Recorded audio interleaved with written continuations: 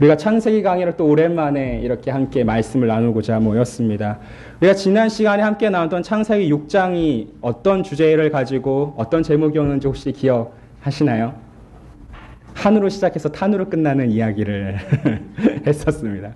여러분, 이 한탄이라는 건 누가 주체였을까요? 사람이 주체였습니까? 그게 아니라 하나님이 주체였다라는 거죠. 하나님이 한탄하실 만큼 너무나 가슴 아픈 상황들이 6장 가운데 펼쳐져 있었습니다. 여러분, 하나님이 그렇게 마음 아프시다 말씀하실 정도로 가슴 아픈 상황이 무엇이었습니까? 바로 인간의 죄악이 온 지면 가운데, 온 땅 가운데 넘쳐났다라는 것이죠. 그래서 우리 한번 말씀을 한번 그럼 찾아서 읽어보도록 하겠습니다. 6장 11절, 12절까지의 말씀입니다. 시작. 그때에 부패하여 포악함이 땅에 가득한지라. 하나님이 보신즉 땅이 부패하였으니 이는 땅에서 모든 혈육 있는 자의 행위가 부패함이었더라. 여러분, 이때 하나님께서 땅을 보셨는데 그 하나님께서 보신 땅의 모습이 어떠하십니까? 하나님 앞에서 부패하여 포악함이 땅에 가득했다라고 기록하고 있습니다. 즉, 땅 가운데에 폭력이 넘쳐나고 있었다라는 것이죠. 그것이 육체적인 폭력이든 정신적인 폭력이든 간에 지금 이 노아 시대의 땅에는 무엇이 가득한 땅입니까? 아주 악한 것들이, 또 폭력이라는 것들이 가득 차올라 있던 상태인 것입니다. 그런 아주 하나님 보시기에 한탄이 일으킬 만한 상황 속에서 하나님은 무엇이라고 말씀하셨습니까? 우리 13절도 한번 같이 읽어보겠습니다. 시작. 하나님이 땅에 가득함으로 그 끝날이 내 앞에 이르렀으니 내가 그들을 땅과 함께 멸하리라. 여러분, 분명히 하나님께서 마음 아프시다고 말씀하신 원인이 제공되어 있습니다. 11절과 12절이 그 원인이었습니다. 그리고 그 원인에 따른 결과가 무엇입니까? 내가 그들을 멸하리라 라는 것이죠. 여러분, 이 13절 이 말씀을 읽을 때 사실은 저는 좀 간담이 서늘할 때가 많이 있습니다. 여러분, 멸한다라는 말이 사실은 얼마나 무서운 말인가 여러분 납득이 좀 가십니까? 제가 이 여름을 보내면서 이 무척 더운 이 여름 속에 제가 유일하게 휴가로, 취미로 하는 것이 영화를 보는 것입니다. 제가 본 그 영화들 가운데 수많은 영화가 있긴 한데 제가 그 영화들 속에서 제일 공포를 많이 느꼈던 영화가 바로 언더워터라는 영화입니다. 뭐 귀신이 나오거나 이런 영화는 아니었고 아주 큰 이제 식인상어가 나오는 영화인데, 여러분, 저는 그 식인상어 때문에 이 영화에서 공포를 느낀 것이 아니라 그 감독이 찍은 굉장히 놀라운 연출 때문에 놀랐습니다. 왜냐하면 이 영화의 여자 주인공이 하나 나오는데 이 여자가 서핑을 굉장히 잘하는 여자입니다. 그래서 아무도 없는 해변에서 이제 서핑을 딱 하고 있는데 이 여자가 이제 서핑을 쫙 하면서 카메라가 물 밖을 비춰줄 때는 막 신나는 음악이 막 툭툭툭툭 막 울립니다. 근데 이 카메라가 다시 물속으로 싹 들어가면 언제 그랬냐는 듯 순간 정적이 싹 흐르는 거죠. 그리고 이 장면이 교차적으로 편집돼서 한 몇 초간 계속 지속되어 나옵니다. 여러분, 제가 제일 무서웠던 장면이 바로 그 장면입니다. 왜 무서웠을까요? 우리가 살면서 무언가 일이 일어날 때는 시끄럽게 우당탕탕 하면서 일어나는 적이 별로 없다라는 것이죠. 여러분, 보통 여러분들이 큰 일을 만나거나 어려움을 만날 때는 늘 언제나 무엇이 있습니까? 순간적인 정적이 있다라는 것이죠. 제가 그 영화를 보면서 가장 무서웠던 순간이 바로 그때입니다. 막 시끄러웠다가 갑자기 순간적인 정적이 찾아올 때, 무엇이 그 바다 깊은 곳에서 나타날지 모를 것 같다는 그 두려움. 근데 여러분, 제가 이 성경을 읽으면서, 특히나 이 6장 13절을 읽으면서 그런 두려움을 느낄 때가 있습니다. 하나님이 땅과 함께 멸하리라. 여러분, 이때 당시 노아 시대의 사람들의 모습이 어떠했습니까? 즐거웠죠. 그들은 그냥 일상을 살았습니다. 여러분 다 똑같은 오늘 이 하루를 살다가 어쩌면 여러분들과 똑같이 모여서 함께 저녁 식사를 나누고 가족들과 이런저런 이야기를 나눌 수도 있을 것 같습니다. 그런데 여러분, 그들이 그렇게 일상을 사는 그 이면에 자신들은 그냥 그렇게 아무렇지 않겠다라고 생각하며 살던 그 삶 속에, 그 뒤에 그 이면 속에 하나님은 13절에서 뭐라고 말씀하십니까? 그들을 땅과 함께 멸하리라. 이런 순간적인 정적이 찾아오는 듯한 느낌인 것이죠. 이 두려운 말씀 속에서 오늘 이 시간 하나님께서 7장 1절에서 이렇게 노아에게 말씀하십니다. 우리 함께 읽겠습니다. 시작. 여호와께서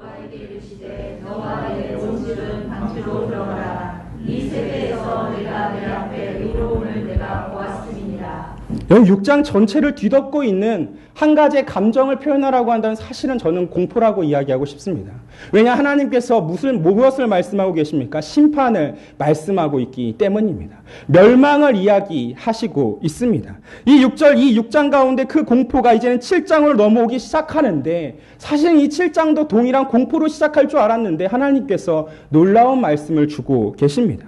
여호와께서 노아에게 이르시되 너와 내 온 집은 방주로 들어가라. 이 세대에서 내가 내 앞에 의로움을 내가 보았음이니라. 여러분, 하나님께서 세상을 멸하시겠다 말씀하실 정도로 내가 이 땅을 보니까 참 가슴이 아프고 한탄스럽고 근심스러울 수밖에 없다라고 말씀하시는 그 세상 속에서 하나님이 누구를 보았습니까? 노아를 보았다는 것이죠.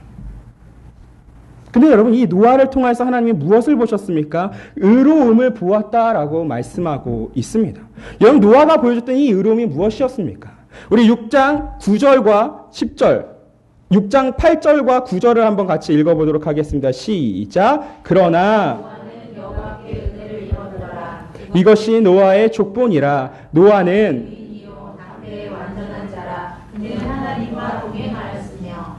여러분, 지금 노아를 뭐라고 표현해주고 있습니까? 노아는 의인이요 당대의 완전한 자며 그는 하나님과 동행하였다라고 이야기하고 있습니다. 의로운 사람이었고 쉽게 말해서 흠이 없었고 하나님과 동행했다라고 지금 성경은 표현해주고 있지만, 그리고 이 세 가지의 표현들이 각각의 강조하는 내용들 역시나 있지만 결국 우리는 노아에 대해서 딱 한 가지로 이야기할 수가 있는 것입니다. 노아는 자신의 그 믿음을 행실로써 동시대 그 사람들과 구별되어 하나님과의 올바른 관계를 보여줬던 사람입니다. 여러분, 노아의 의로움이 무엇입니까? 이 성경에서 지금 여기 말하는 노아가 의롭다라고 했을 때 차티크라는 단어를 쓰는데 그 단어가 바로 여기서 처음 쓰이는 단어입니다. 그리고 하나님께서는 이 노아의 의로움을 통하여서 노아를 비롯하여 노아의 가족들까지도 내가 살리겠다라고 말씀하는 근거가 되어집니다. 그럼 여러분, 이 말하는 의로움이라는 것이 도대체 무슨 뜻이었겠습니까? 여러분, 이 의로운이라는 이 차디크라는 단어는 보통 의로운 사람, 그리고 그 의로운 사람이 보여주는 행동, 그리고 그 의로운 사람이 보여주는 행동이 바로 기준이라는 뜻을 가지고 있습니다. 즉, 다시 말해서 우리는 율법을 통하여서 하나님의 성품이, 하나님의 그 거룩하심이 율법의 기준이 된다는 것을 알고 있다라는 것이죠. 그리고 지금 이 악한 시대 속에서 누가 기준이 되고 있는 것입니까? 노아가 기준이 되고 있다라는 것이죠. 노아가 보여주었던 그 행동이라는 것이, 그 믿음으로 드러나는 노아의 이 행실이 바로 노아의 의로움이 되었다라는 것입니다. 다시 말해 노아는 그 악한 시대 속에서 그들과 동일한 폭력성을 가지며 폭력의 범죄를 범하지 않았다라는 것이죠. 그리고 또한 이야기하는 것이 무엇입니까? 노아가 흠이 없이 완전했다라는 것이죠. 즉, 다시 말해서 이 노아가 보여줬던 행동이, 이 노아가 보여줬던 그 삶이 누가 보아도 올바르고 온전했다라고 이야기를 하는 것입니다. 그럼 여러분, 우리는 이렇게 질문할 수 있습니다. 그럼 노아의 행동이 의로웠기 때문에, 노아의 행동이라는 것이 하나님 보시기에 완전했기 때문에 그럼 하나님은 노아를 구원하신 것입니까? 노아의 행위 때문에 구원하신 게 맞습니까? 라고 물을 수 있다라는 것이죠. 그게 아닙니다. 여러분, 하나님 보시기에 노아에게 있어 죄가 없다라고 이야기하는 것이 아니라 하나님 보시기에 노아는 당대의 그 악한 자들과 어깨를 나란히 하지 않았다라는 것이죠. 그것이 노아의 의로움이었다라는 것입니다. 노아는 그 악한 당시 시대의 사람들의 유혹 속에서, 그들이 그렇게 악함 속에서 물들어져 가고 있을 때 유일하게 물들지 않은 사람이 되었다라고 이야기를 하는 것입니다. 다른 모든 사람들이 세상의 유혹을 따르고 세상이 말하는 그 관습들을 따르고 세상이 괜찮다라고 이야기하는 것들 속에서 너무나 쉽게 하나님이 하지 말라는 것들을 넘어갈 때에 노아만큼은 하나님 앞에서 믿음과 순결함을 유지하고 있었다라는 것이죠. 그리고 그 노아의 모습이 그리고 또한 무엇이 되었습니까? 당시 사람들에 대한 정죄함이 되었다라는 것입니다. 그리고 노아를 표현하는 마지막이 무엇입니까? 에녹과 함께 동행했다라는 것이죠. 여러분, 여기서 재미있는 것은 에녹이 하나님과 동행했다라는 히브리어 원문과는 다르게 이 하나님이라는 단어가 지금 여기서는 가장 맨 앞에, 문장의 맨 앞에 위치하고 있습니다. 무엇입니까? 에녹과 다르게 노아 역시 동행하긴 하였으나 더 무엇을 강조하고 있습니까? 하나님을 붙들었다라는 것이죠. 이 악한 시대를 살아가면서 내가 물들지 않기 위하여 내가 할 수 있는 유일한 발버둥이 무엇이냐, 내가 칠 수 있는 유일한 몸부림이 무엇이냐라고 말했을 때 노아가 보여줄 수 있는 단 한 가지 해답은 하나님을 붙드는 것이었습니다. 하나님을 의지했다라는 것이죠. 그래서 이 하나님과 동행했다라는 이 표현 속에서는 노아의 아주 간절함이 담겨져 있는 것입니다. 그 간절함 속에서 오늘 하나님께서 7장 1절 말씀을 주시는 것이죠. 여호와께서 노아에게 이르시되 너와 내 온 집이 방주로 들어가라. 이 세대에서 내가 내 앞에 의로움을 내가 보았음이니라. 여러분, 네 노아가 자신에게 주어진 삶을 얼마나 발버둥치며 살았는지 느껴지십니까? 이 노아가 하나님 앞에서 의로움이라는 것을 얻기 위하여 얼마나 크게 주님 앞에 몸부림치며 살았는지 여러분 이해가 가십니까? 여러분, 이것이 정말 쉽다라고 이야기하기 쉽지 않습니다. 왜 그랬을까요? 여러분, 하나님께서 이 홍수 심판을 말씀하실 때 그냥 하나님의 기분에 따라서 하나님 보시기에 마음에 안 드니까 너네들 멸망할 거야 라고 말씀하신 것이 사실입니까? 그게 아니다라는 것이죠. 하나님이 홍수를 통하여 심판을 말씀하실 때 그것은 너무나도 정당한 이유가 있었습니다. 당시 인류의 철저한 도덕적인 부패가 있었고 그로 인한 땅의 오염이 있었다라는 것입니다. 그래서 6장 11절부터 12절까지 타락이라는 말이 총 3번이나 등장하고 있습니다. 무슨 말씀입니까? 타락이 얼마나 심하였는지를 지금 강조하고 있다라는 것이죠.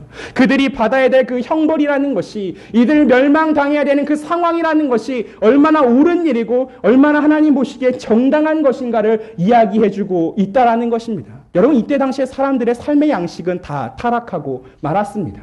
그들의 그 문화의 핵심조차도 다 타락하고 말았습니다. 그러면서 이야기하는 그들의 가장 타락의 중심이 무엇입니까? 마음까지 썩어 들어갔다라는 것이죠. 여러분, 히브리 사람들에게 마음이 어떤 의미라고 지난번에 한번 나눈 적이 있습니다. 어떤 의미입니까? 생각과 행동과 말의 좌소가 바로 이 마음입니다. 이게 썩어 들어가면 다 끝난 것입니다.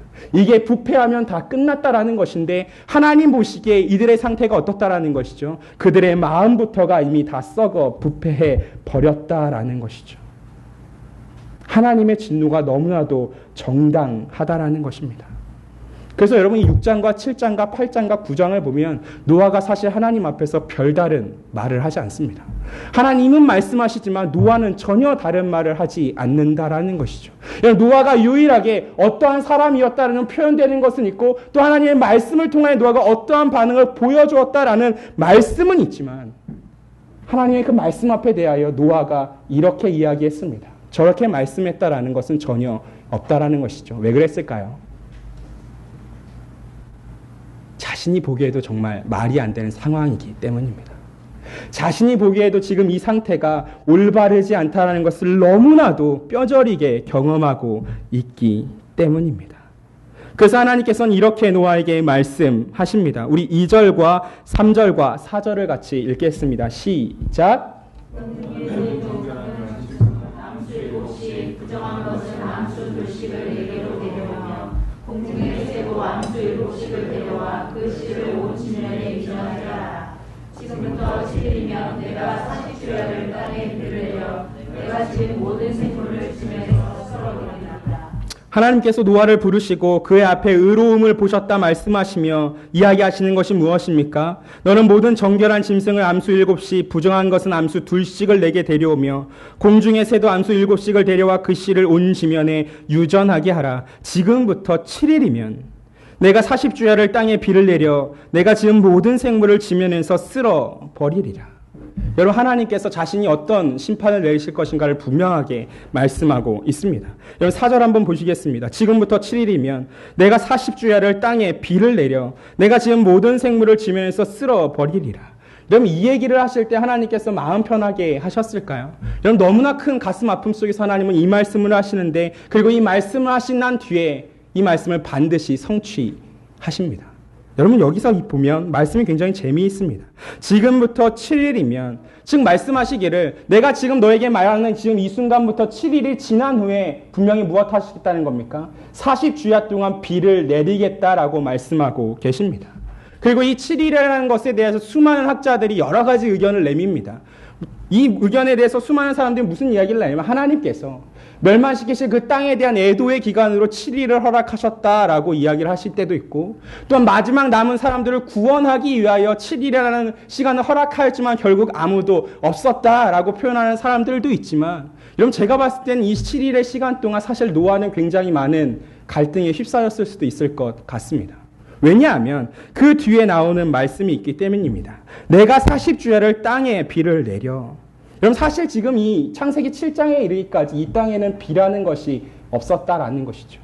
늘 물은 언제나 땅에서부터 스미듯 안개가 되어 나타났지 비로써 내린 적은 없다라는 것입니다. 즉 다시 말해서 노아를 비롯하여 당시에 있는 모든 사람들은 비라는 존재 자체를 모르고 있었다라는 것이죠.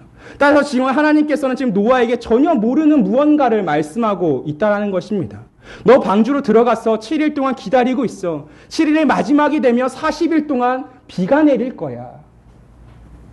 여러분 어떠십니까? 이 말씀을 여러분이 들으셨을 때 하나님 무슨 말씀인지 알겠습니다. 제가 이 시간 동안 내가 잘 기다리고 있다가 하나님 비 내리시되 문 잘 닫고 방주 안에 잘 들어가 숨어 있겠습니까? 여러분 이 말씀이 나오실 수 있겠습니까? 그게 쉽지 않다라는 것이죠. 왜 그럴까요? 노아가 살았던 그 500년의 시간 동안, 그리고 방주를 지은 그 100년의 시간 동안 노아는 비를 경험한 적이 없었습니다. 그리고 그가 그렇게 방주를 만드는 그 시간 동안 자신뿐만 아니라 수많은 사람들이 노아를 비웃었을 것입니다. 이 말씀이 어디에 써 있을까요? 우리 베드로후서 한번 찾아보도록 하겠습니다. 베드로후서 2장 5절 말씀입니다.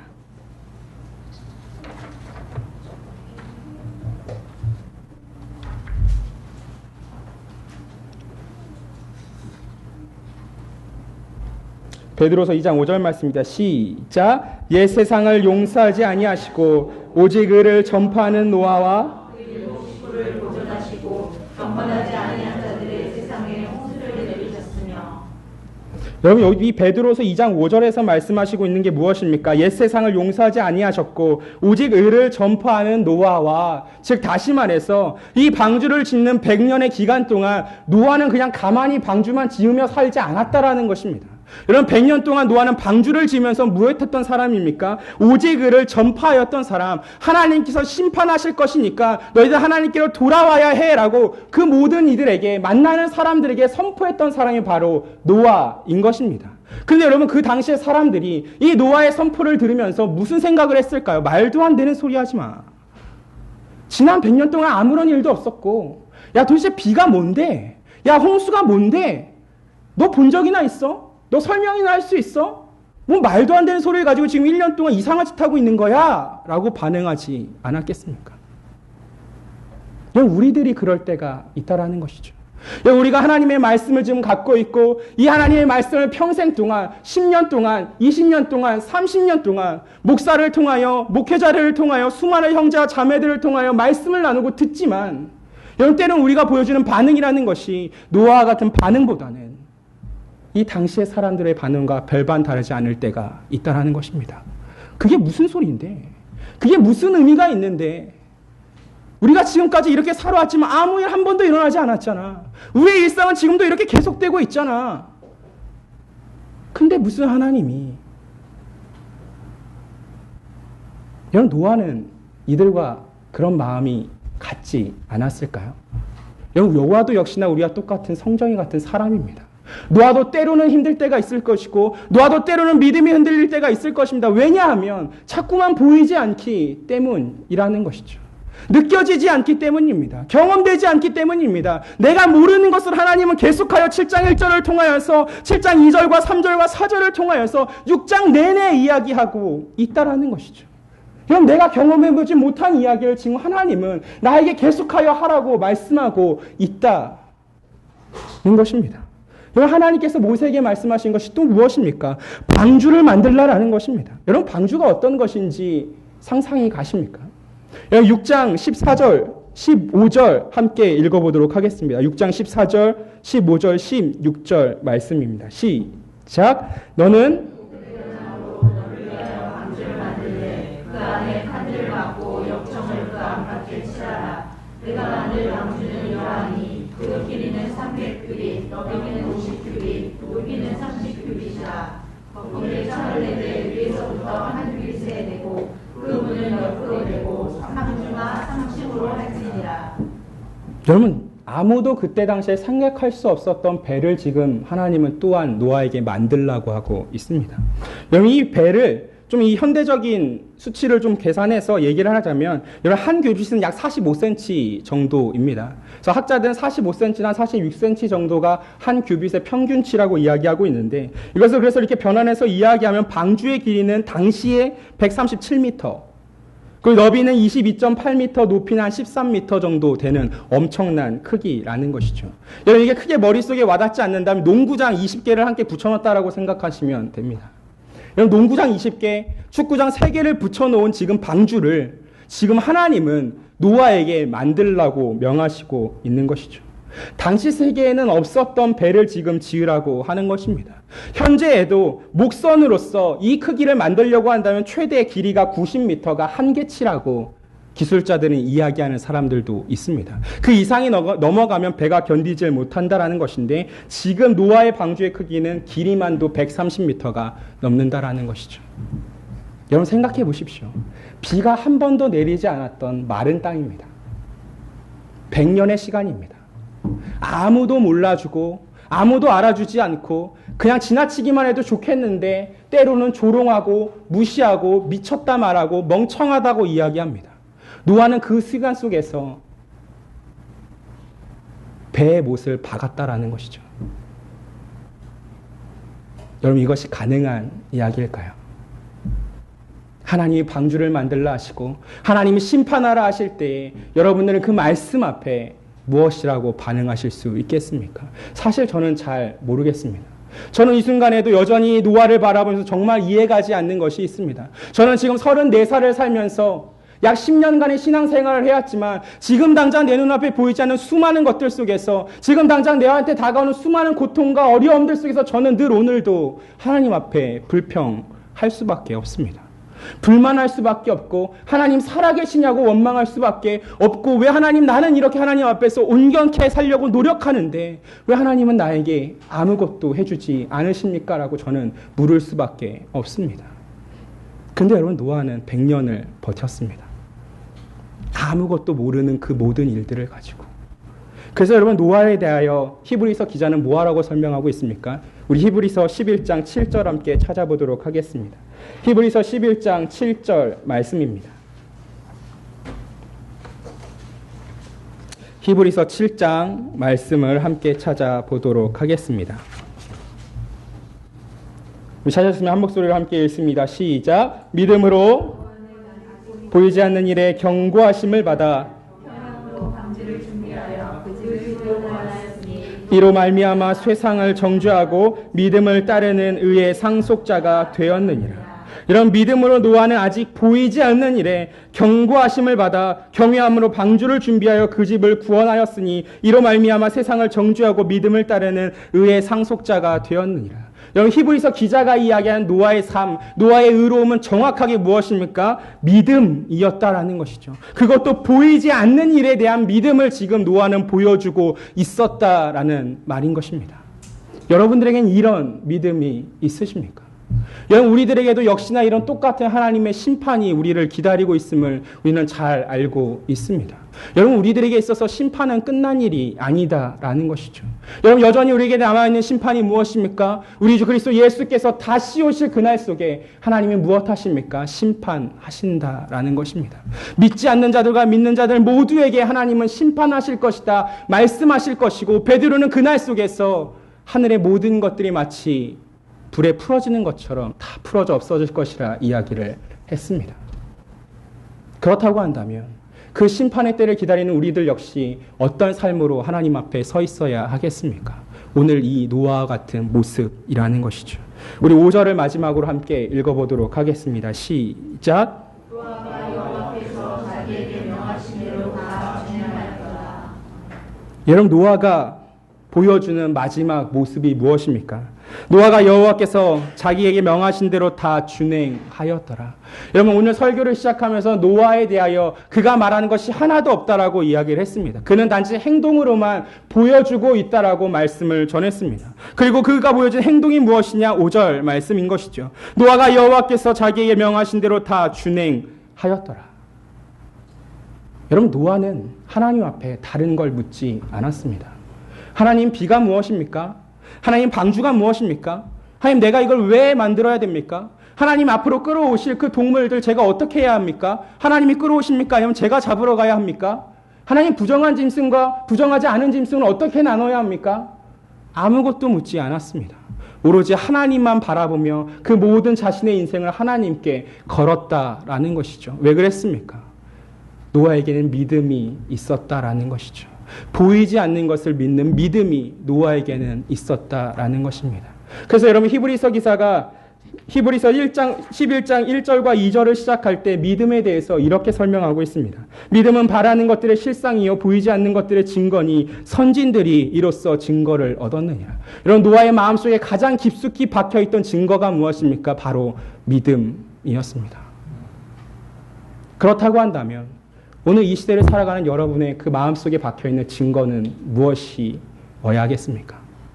여러분들의 그 현실 속에서, 여러분들이 지금 살아가는 이 현재 속에서, 여러분들은 지금 세상 사람들과 구별되어 살아가는 신자로서 여러분은 어떻게 살아가고 계십니까? 어쩌면 여러분도 그들과 똑같이 보이는 것에 매달려 살지는 않으십니까? 하나님, 왜 나한테는 이런 게 없습니까? 하나님, 왜 나에게는 이런 것들이 채워지지 않습니까? 하나님, 나는 왜 하나님을 믿는데 이렇게 살아야 하는 것입니까? 그럴 때 오늘 노아가 보여주는 말씀이 무엇입니까? 노아가 여호와께서 자기가 명하신 대로 다 준행하였더라. 사랑하는 성도 여러분, 이 노아의 5절을 통해서 하나님 보여주시는 마지막 은혜가 무엇입니까? 우리 16절을 한번 같이 읽어보도록 하겠습니다. 시작. 창세기 7장 16절 말씀입니다. 들어간 것들은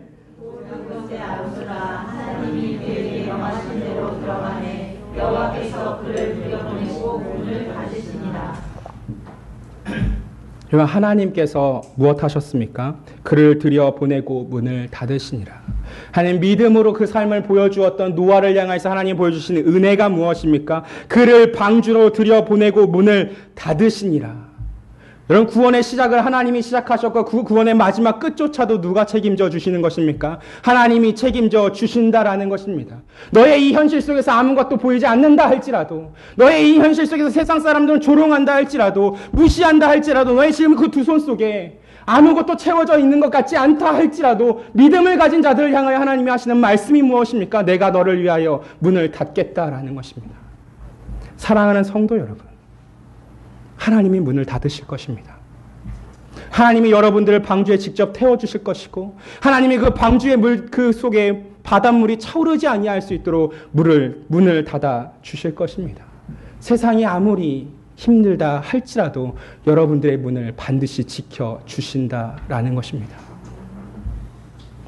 이것이 바로 하나님께서 오늘 이 시간 7장을 통하여 보여주고 싶은 심판의 다른 이면, 공포로밖에 느낄 수 없는 자들에게 하지만 신자들을 향하여 주시는 또 다른 위로가 바로 이것인 것입니다. 하나님이 하신다라는 것이죠.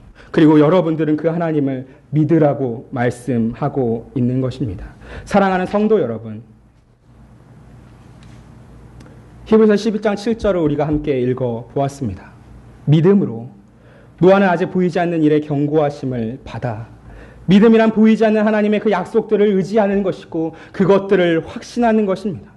우리는 이 믿음을 통하여 세상이 어떻게 지어졌는지는 볼 수 없겠지만 하나님께서 이 세상 만물을 지으셨음을 알고는 있습니다. 노아는 온 세상을 집어삼킬 그 홍수가 무엇인지 그 개념조차 없었지만, 전혀 본 적조차 없는 그 홍수를 믿음을 통하여 하나님을 명령을 준행하였습니다. 그렇다면 우리 신자 역시도 보이지 아니하는 이 하나님의 약속을 바라보며 그것이 이루어질 것을 믿어야 하지 않겠습니까? 사랑하는 성도 여러분, 저는 우리의 믿음이 어쩌면 노아처럼 이렇게 묵묵할 수는 없을 거라 생각합니다. 어쩌면 노아처럼 이렇게 아무 말 없이 하나님이 말씀하시면 하나님 내가 다 준행하겠습니다. 하나님 내가 다 하겠습니다라고 말할 수 없다라고 생각할 수 있습니다. 여러분 그럼에도 불구하고 저는 저와 여러분의 믿음이 묵묵한 건 아니지만 끈기 있는 믿음이었으면 좋겠습니다. 아무것도 보이지 않는다 할지라도 시간이 얼마나 오래 걸린다 할지라도 세상 사람들은 미련하다 이야기할지라도 미쳤다 말할다 할지라도 때론 나조차도 이게 참 말도 안 되는 일인 것 같고 이게 참 내가 보기에도 비합리적인 일인 것 같을지만 우리의 믿음이 끈기 있는 믿음이었으면 좋겠습니다. 하나님께서는 그 끈기 있는 믿음 속에 오늘 이 시간 창세기 7장을 통하여 은혜를 베풀어 주시기 때문입니다. 이런 놀라운 은혜를 반드시 경험하는 우리 올고등교회 모든 성도 되시길 주님으로 축복합니다.